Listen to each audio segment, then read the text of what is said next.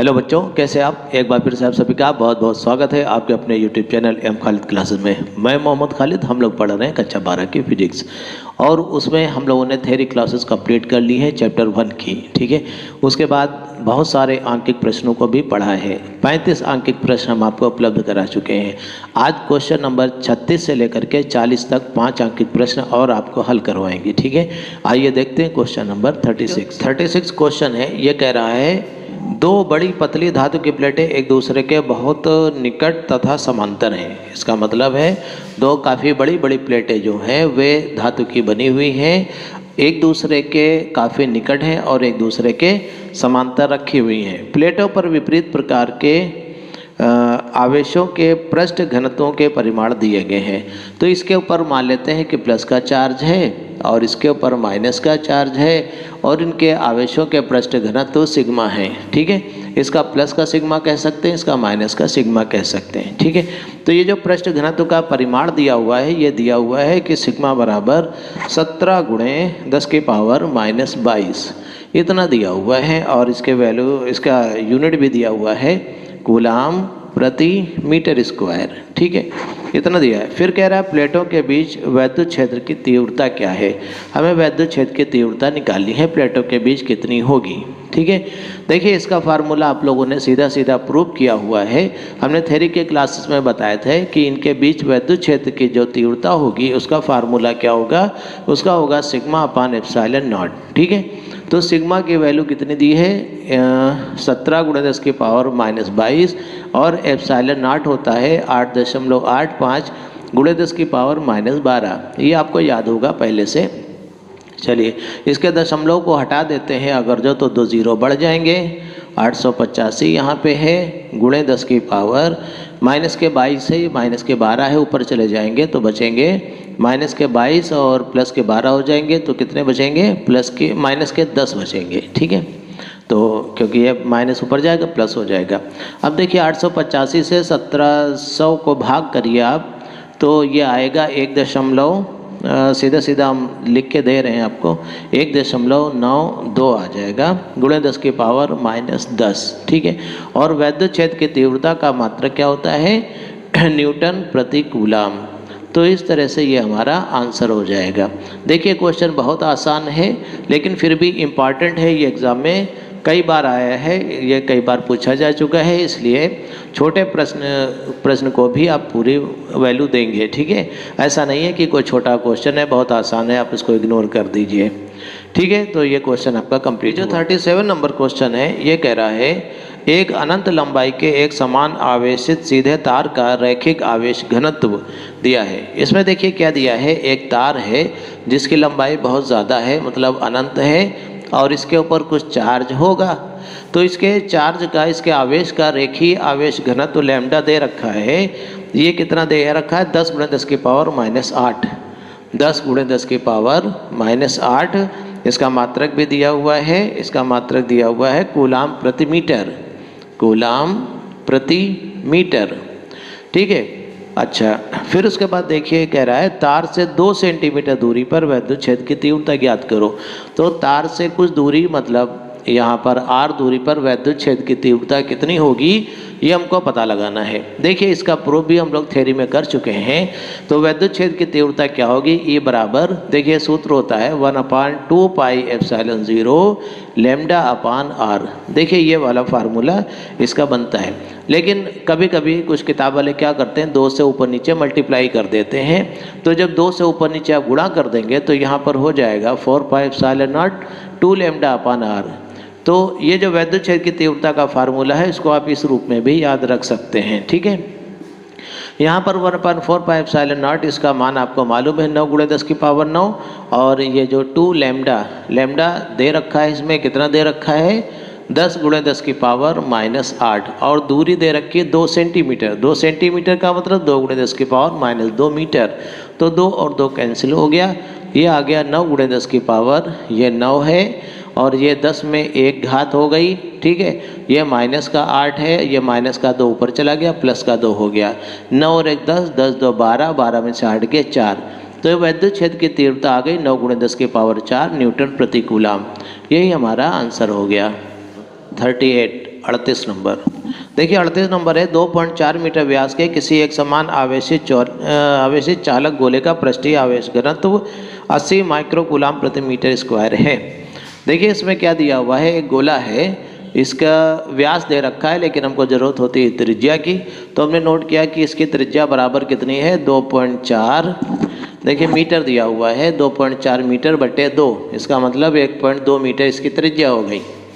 फिर से समझिए, 2.4 मीटर व्यास के किसी एक समान आवेशित चालक गोले का, ये जो गोला है ये एक समान रूप से आवेशित है, मान लिया इसके ऊपर प्लस चार्ज है एक समान रूप से, ठीक है, वितरित है। फिर आगे पढ़िए क्या लिखा है, आवेशित चालक गोले का पृष्ठीय आवेश घनत्व 80 माइक्रोकूलाम प्रति मीटर स्क्वायर है। तो इसका सिग्मा दिया हुआ है, सिग्मा दिया है 80 कूलाम माइक्रोकूलाम प्रति मीटर स्क्वायर, माइक्रोकूलाम प्रति मीटर स्क्वायर। तो माइक्रो में नहीं चलेगा, MKS पद्धति में करते हैं, इसलिए 10 की पावर -6 से गुणा कर दीजिए, तो कूलाम प्रति मीटर स्क्वायर ये इसका सिग्मा हो गया। आवेश का पृष्ठ घनत्व दिया है, हमें गोले पर आवेश निकालना है। सबसे पहले पार्ट में हमको क्या करना है, गोले पर हमको आवेश निकालना है, गोले का आवेश कितना होगा ये हमको पता करना है। दूसरी चीज़, हमको गोले के पृष्ठ से निर्गत वैद्युत फ्लक्स भी निकालना है, ठीक है। तो आवेश को निकालने के लिए हम क्या करेंगे, सबसे पहले ध्यान दीजिए, हम लोगों को पता है कि आवेश का पृष्ठ घनत्व सिग्मा बराबर क्या होता है, कुल आवेश बटे कुल क्षेत्रफल। ध्यान से समझिएगा, कुल आवेश बटे कुल क्षेत्रफल, ये फार्मूला होता है। तो कुल आवेश का मतलब क्या हुआ, Q, और बटे कुल क्षेत्रफल का मतलब ये पूरा एरिया इसका गोले का। तो गोले का पृष्ठीय क्षेत्रफल सूत्र होता है 4πr², ये आपको याद होगा। और हमें निकालना क्या है, सवाल में पढ़िए, गोले का आवेश निकालना है, Q निकालना है। तो Q बराबर आ गया, यहाँ से Q बराबर सिग्मा गुणे 4πR²। तो देखिए इधर के सारे मान हमको मालूम है, सिग्मा का मान दिया हुआ है 80 × 10 की पावर -6 गुणे 4, पाई का मान 3.14 गुणे R², त्रिज्या का स्क्वायर 1.2 का स्क्वायर है, तो इसका मतलब 2 बार आप लिख देंगे। देखिए इनकी सबकी आप गुणा करेंगे, गुणा में टाइम नहीं खराब करेंगे, गुणा आप अपने आप से कर सकते हैं। इसकी गुणा आ जाएगी 1.45 गुणे 10 की पावर -3, इतना आ जाएगा। आप इसको सॉल्व करके देख लीजिएगा, इतना कूलाम ये आपका आंसर हो गया, ठीक है। उसके बाद देखिए दूसरी चीज़ निकालनी है, गोले के पृष्ठ से निर्गत वैद्युत फ्लक्स क्या है। तो गोले के पृष्ठ से निर्गत होने वाला वैद्युत फ्लक्स क्या होता है, जो वैद्युत बल रेखाएं यहाँ से चलेंगी, उन्हीं वैद्युत बल रेखाओं की संख्या की माप वैद्युत फ्लक्स कहलाता है। तो देखिए आपने पढ़ा है गॉस की प्रमेय से, वैद्युत फ्लक्स फाई बराबर किसके होता है, Q/ε0। तो Q/ε0 के बराबर होता है। तो Q का मतलब इसका आवेश, अभी हम लोगों ने निकाला 1.45 × 10 की पावर -3 और ε0 8.85 × 10 की पावर -12। देखिए इसको अगर जो आप सॉल्व करते हैं तो ये आ जाएगा 1.6 × 10 की पावर 8, ठीक है, न्यूटन मीटर स्क्वायर प्रति कूलाम। इस तरह से ये वैद्युत फ्लक्स आ जाएगा। और हमारा question number 38 complete. Question number 39, ये जो 39 क्वेश्चन है ये कह रहा है एक इलेक्ट्रॉन धारा में इलेक्ट्रॉन का वेग 2 × 10 की पावर 7 मीटर पर सेकेंड है, ठीक है। एक इलेक्ट्रॉन धारा होगी, इसमें इलेक्ट्रॉन का वेग दिया है, इलेक्ट्रॉन 1.6 × 10 की घात 3 वोल्ट प्रति मीटर के स्थिर वैद्युत क्षेत्र के लंबवत दिशा में 10 सेंटीमीटर चलने में 3.4 मिलीमीटर विक्षेपित हो जाता है। इलेक्ट्रॉन के E/m की गणना कीजिए। देखिए कुछ सवाल समझ में नहीं आया लग रहा है। देखिए कह रहा है एक इलेक्ट्रॉन धारा में इलेक्ट्रॉन का वेग 2 × 10 की पावर 7 मीटर पर सेकेंड है और इलेक्ट्रॉन एक वैद्युत क्षेत्र है उसके लंबवत दिशा में चल रहा है। तो चलिए इसको बनाने की कोशिश करते हैं। तो देखिए मान लेते हैं कि यहाँ पर कहीं कोई वैद्युत क्षेत्र है जो ऊपर की डायरेक्शन में हमने बनाया और ये इलेक्ट्रॉन इसमें प्रवेश करता है और ऐसे ये जाने की कोशिश करता है, ठीक है। फिर से समझते हैं हम लोग, एक इलेक्ट्रॉन धारा में इलेक्ट्रॉन का वेग, ये जो इलेक्ट्रॉन है ये जा रहा है, ये मान लीजिए कि v वेग से ये ऐसे जा रहा है, ठीक है।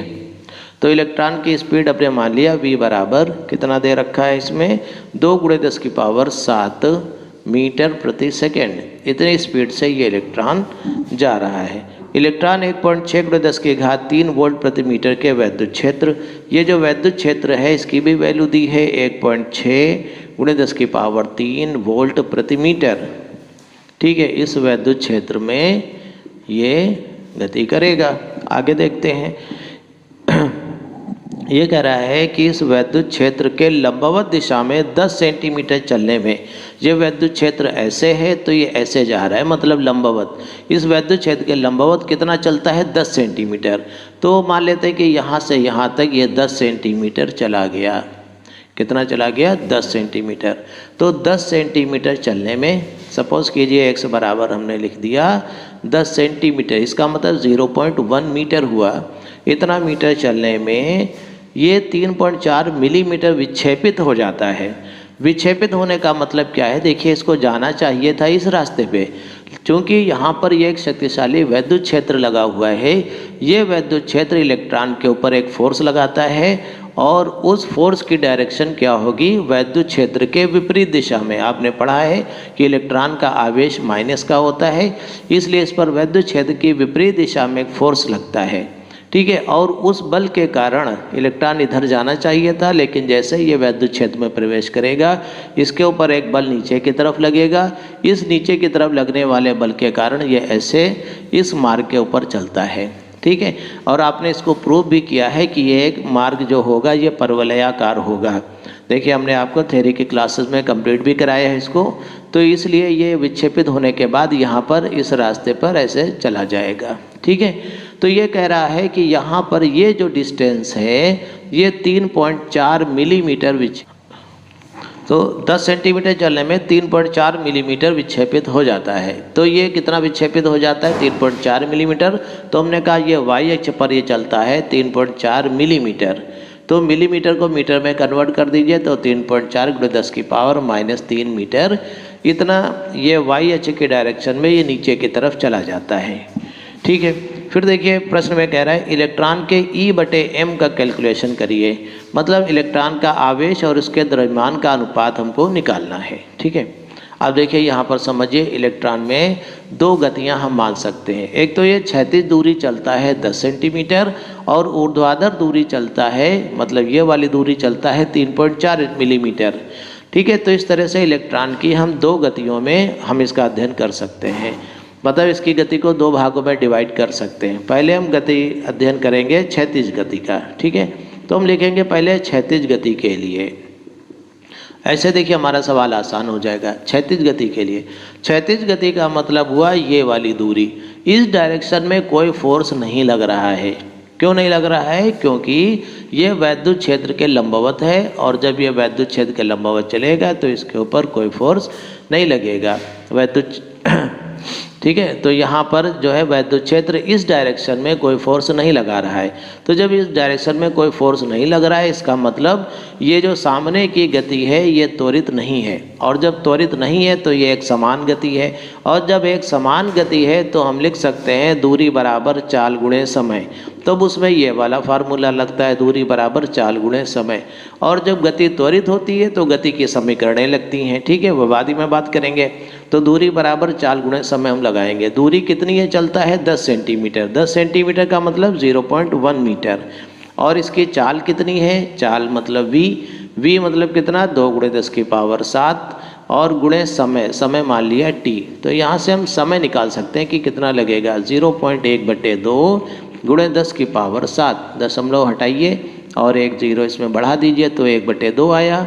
1/2 का मतलब 0.5 × 10⁻, ये 8 हो गया, ऊपर चला गया -8 हो गया। इसको हम लिख सकते हैं 5 × 10⁻⁹ इतना सेकेंड इसको लगेंगे। ठीक है, तो ये समय लग गया, निकल आया कि यहाँ से यहाँ तक जाने में कितना समय लगेगा। ठीक है, समय निकलने के बाद अब देखिए, अब हम गति लेंगे ऊर्ध्वाधर। कौन सी गति?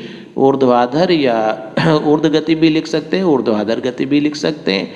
ऊर्ध्वाधर गति के लिए देखिए, ऊर्ध्वाधर गति जो है किस तरह से होगी। देखिए, ऊर्ध्वाधर गति मतलब ये खड़ी लाइनों के अधीन गति। अब देखिए यहाँ पे ये जो ऊर्ध्वाधर गति होगी ये एक बल के प्रभाव में होगी। और वो बल कौन सा है? वो बल है वैद्युत बल, और उसका फार्मूला क्या होता है? F बराबर क्यू ई होता है, क्यू कैपिटल ई। ठीक है, तो अब हम ऊर्ध्वाधर गति लेंगे और उसके लिए देखिए हम कुछ निकालने की कोशिश करेंगे कि कौन सा समीकरण इसमें लगाने की कोशिश करेंगे? दूरी वाला। तो S बराबर U T plus half A T square, ये फार्मूला आपको याद होगा। S का मतलब तय की गई दूरी। तो चलिए इस दूरी को हमने लिख दिया y से। देखिए यहाँ पे y से लिखा था तो S की बजाय हम लिख देंगे y। U का मतलब प्रारंभिक ऊर्ध्वाधर वेग। प्रारंभ में कोई ऊर्ध्वाधर वेग नहीं था, सिर्फ क्षैतिज वेग था, इसलिए यू टी की वैल्यू 0 हो जाएगी। प्लस हाफ ए का मतलब त्वरण। तो त्वरण हमको मालूम नहीं है और त्वरण की जगह पर हम लिख सकते हैं, आपको पता है बराबर एम ए होता है, तो त्वरण की जगह पर हम एफ अपान एम लिख सकते हैं यहाँ पे। ठीक है, गुणे टी स्क्वायर, समय का स्क्वायर। समय की वैल्यू यहाँ पर निकाल चुके हम लोग, 5 गुणे 10 की पावर -9 का स्क्वायर। ठीक है, अब यहाँ पर देखिए y बराबर y की वैल्यू भी हमको मालूम है। y की वैल्यू कितनी है? 3.4 गुणे 10 की पावर -3 बराबर 1/2। F मतलब फोर्स, तो F की जगह पर हम क्यू ई भी लिख सकते हैं। क्यू मतलब इलेक्ट्रॉन का आवेश, इसको स्मॉल ई से लिखते हैं इंटू कैपिटल ई, तो स्मॉल ई कैपिटल ई हम लिख सकते हैं। ठीक है, बटे एम, एम का मतलब द्रव्यमान, ऐसे लिख सकते हैं। गुणे इसका स्क्वायर देखिए कितना हुआ? 25 गुणे 10 की पावर -18, ये हो गया।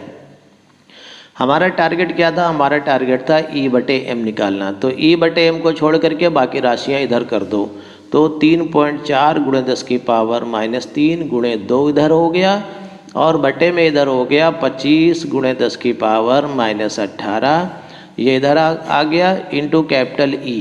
कैपिटल ई भी इधर आ गया, केवल बचा ई बटे एम। तो ई बटे एम बराबर किसके हो जाएगा? देखिए थोड़ा सा हल भी कर दीजिए और यहाँ ई का मान भी रख दीजिए।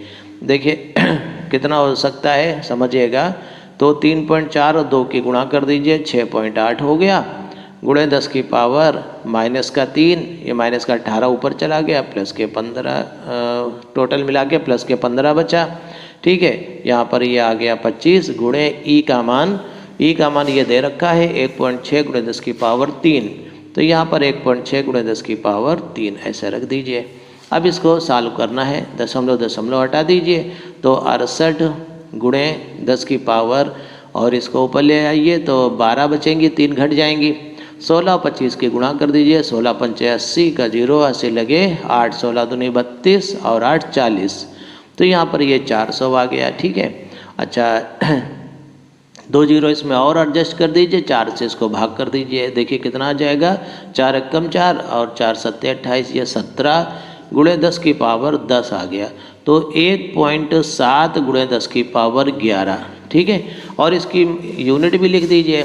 ई मतलब क्या है? आवेश, आवेश का मात्रक होता है कूलाम, और बटे एम का मतलब है द्रव्यमान, द्रव्यमान का मात्रक है किलोग्राम। तो ये जो है कूलाम प्रति किलोग्राम हो जाएगा, इतना 1.7 गुणे 10 की पावर 11 कूलाम प्रति किलोग्राम। ठीक है, तो ये एक न्यूमेरिकल है, थोड़ा सा कठिन लग रहा होगा आपको, लेकिन इतना खास नहीं है, आप आराम से इसको तैयार कर सकते हैं। एक बात और आपकी जानकारी के लिए बता दें, यहाँ पर ई बटे एम एक महत्वपूर्ण राशि है, इसको हम कहते हैं विशिष्ट आवेश।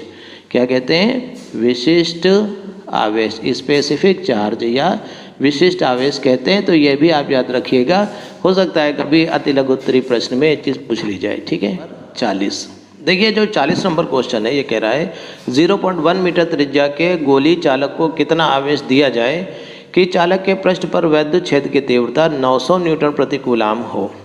ठीक है, ये कह रहा है 0.1 मीटर त्रिज्या का एक गोला है, कैपिटल आर की वैल्यू दे रखी है 0.1 मीटर, तो ये गोला दे रखा है, और इस पर कह रहा है वैद्युत क्षेत्र की तीव्रता जो दी है इसकी, वो कितने? 900 न्यूटन प्रति कूलाम हो। इस पर वैद्युत क्षेत्र की तीव्रता 900 न्यूटन प्रति कूलाम इतना दे रखा है।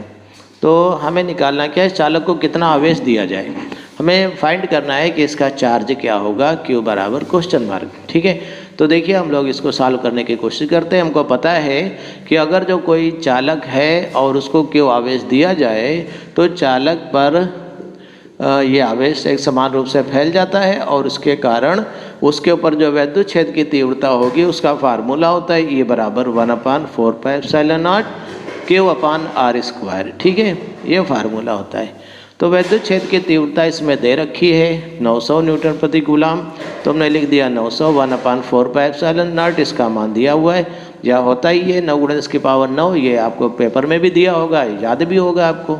क्यू का मतलब आवेश, ये हमको निकालना है। आर इसकी त्रिज्या 0.1 × 0.1 दो बार लिख देंगे। ठीक है, इधर इधर इसकी गुणा कर दीजिए गुणा कर देंगे तो कितना आ जाएगा 900 × 0.1 × 0.1 और इस राशि को इसके नीचे पहुंचा दीजिए 9 × 10⁹ बराबर क्यू।